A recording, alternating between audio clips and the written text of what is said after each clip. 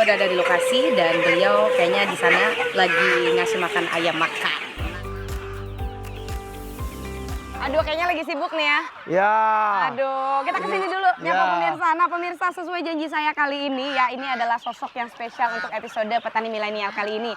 Bapak Bahar Buasan, senator asal Provinsi Kepulauan Bangka Belitung yang tidak hanya menjadi seorang wakil rakyat ya pastinya, tapi juga adalah orang yang menjadi edukator dan pastinya juga support terhadap ketahanan pangan yang ada di Indonesia. Kita bisa lihat sendiri ya, sekarang kita lagi ada di Kebun perubahan BBM, Oke.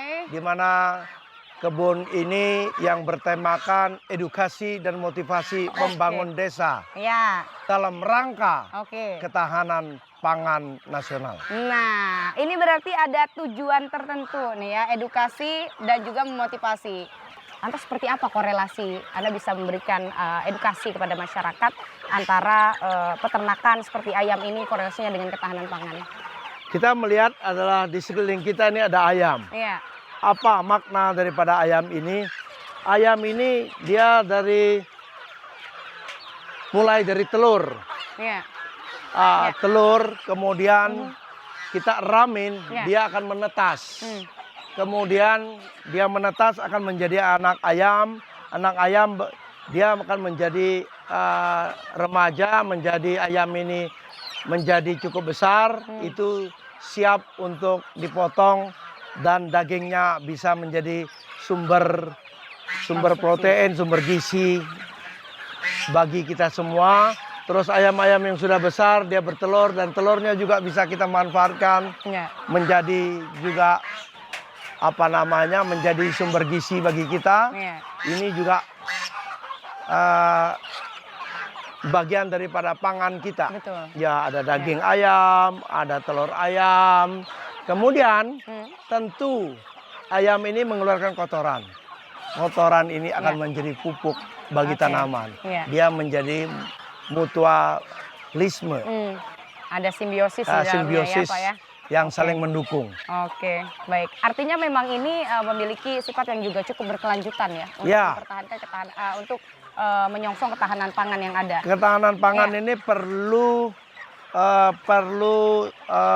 berkelanjutan. Ya. Pak, nah, waduh, ini pas banget nih. Ya, ini hasil dari telur hari ini. Ini adalah hasil dari peternakan di kebun miliknya Pak Bahar Buasan. Lihat telurnya, telur ayam merawang. Waduh, ini biasanya setiap hari ya Pak ya? Setiap hari.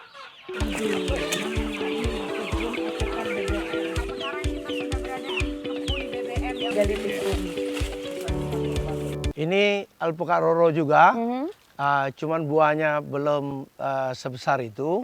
Kalau kita bertanam ini ada 3 hal yang penting yang perlu kita perhatikan. Pertama, kita harus tahu bibit unggul. Bibit unggul. Kedua, harus ada air. Katanya no water, no avocado. Ya. Nggak ada air, nggak ada buah alpukat ini gitu. Ketiga adalah pemeliharaan. Apa yang dipelihara? Pertama adalah pengendalian pH. Kalau pH-nya asam, ibarat orang sakit lambung makan apa juga tidak akan bermanfaat.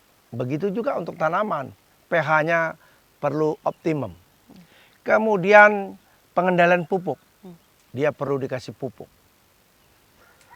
Ketiga, kita harus melakukan pengendalian hama.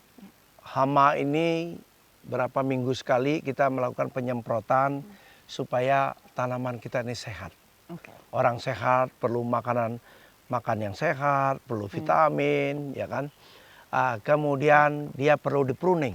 Di pruning itu ada ranting-ranting yang tidak bermanfaat, kita akan buang supaya jangan sampai nutrisinya lari kemana-mana.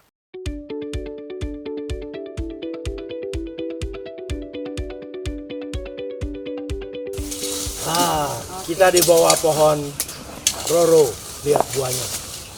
Oke, jadi kita bakalan potong yang satu ini. Ini adalah salah satu buah yang jenis alpukat roro ya Pak ya? Ya. Kita coba potong dulu.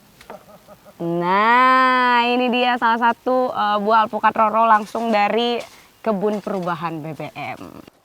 Ini juga panen kita hari ini. Ya, ini sambil panen juga, Ya. ini bisa dilihat pemirsa, banyak banget. Ini jenis alpukat Roro, kita mau belah. Cuman sayangnya ini belum matang.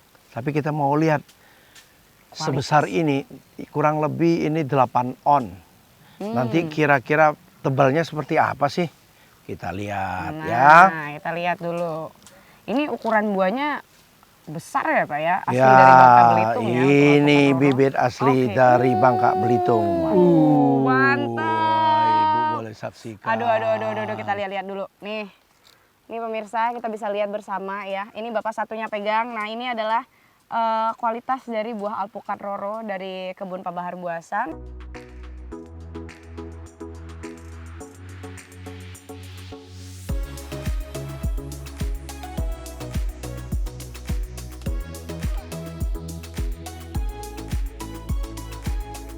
Nah, sekarang kita udah ada di kebun kelapanya. Ini jenis apa nih Pak kalau boleh tahu? Ini jenis stinjel, Oh, bibit dari Bangka. asli dari Bangka. Asli dari Bangka. Waduh. Di area ini kita punya 3 hektar. Kemudian ada sekitar 500 lebih pohon. Di sini ada 3 jenis. Jenis pertama ada kelapa pandan wangi, yang dimana airnya wangi pandan. Kemudian ada hibrida. Hibrida itu keunggulannya adalah berbuah cepat dan lebat. Ketiga ini jenis asli dari Pulau Bangka, ada stinjel. Nah. Kelebihannya kelapa ini manis.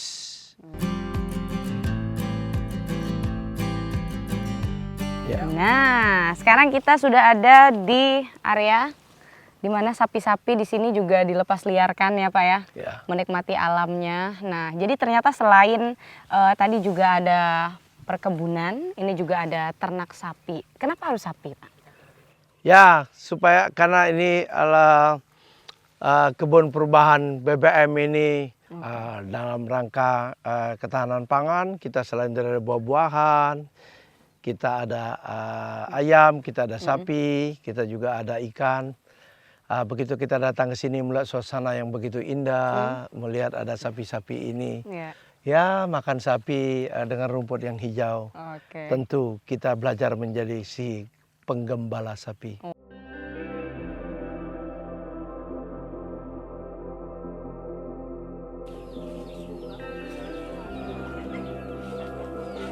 Ranting-ranting, daunnya enggak ini kan ranting-ranting yang cukup kecil nih.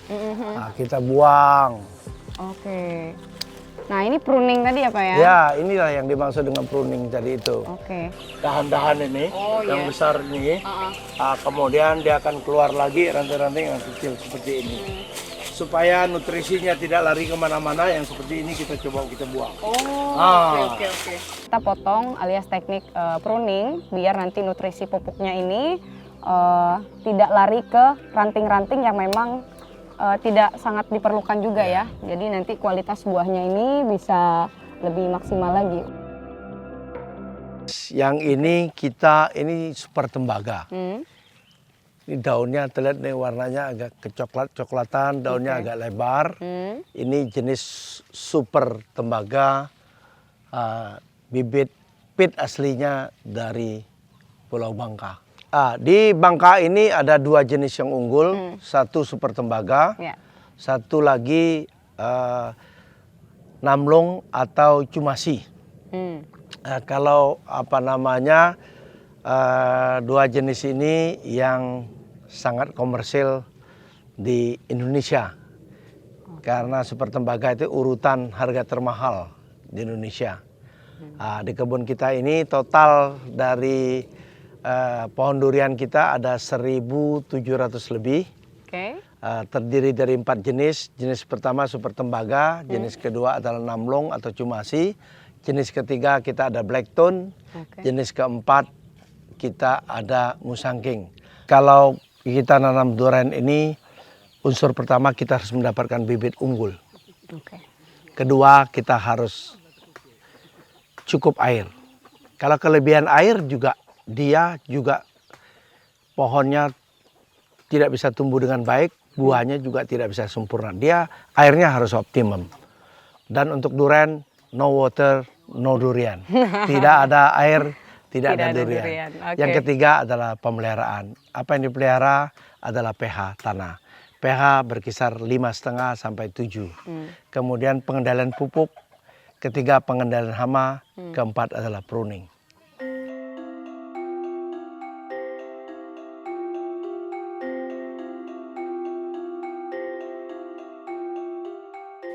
Lengkeng jenis kinglong.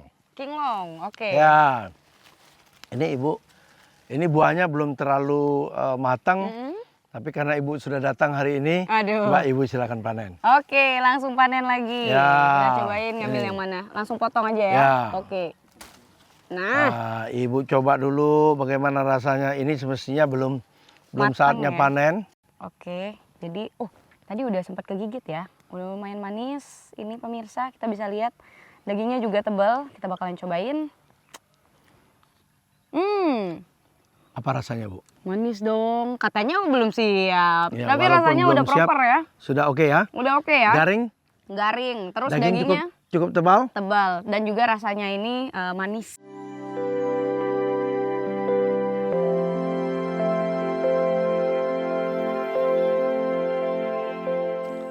Yang area ini ada 583 pohon. Kemudian di sebelah sana ada 200 lebih. Totalnya 888 pohon. Hampir 900 pohon Hampir ya? 900 pohon. Nah, untuk pohon kelengkeng sendiri ini usia kapan dia udah bisa berbuah, Pak?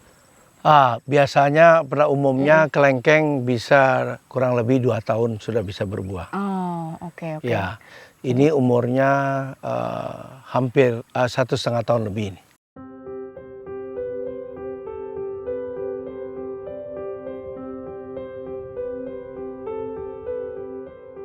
Kenapa harus ada kolam seperti ini, Pak, di kebun perubahan? Tadi disampaikan kalau kita ada tanaman, Ya. Pertama kita perlu bibit unggul, Ya. kedua kita perlu air, terutama adalah durian, no water, no durian, ya kan. Ketiga kita harus pemeliharaan. Tentu adalah air ini sangat penting untuk mendukung pertumbuhan dan perawatan daripada tanaman buah-buahan ini. Dan juga dengan ada danau seperti ini, ada seolah-olah ada sebuah energi positif.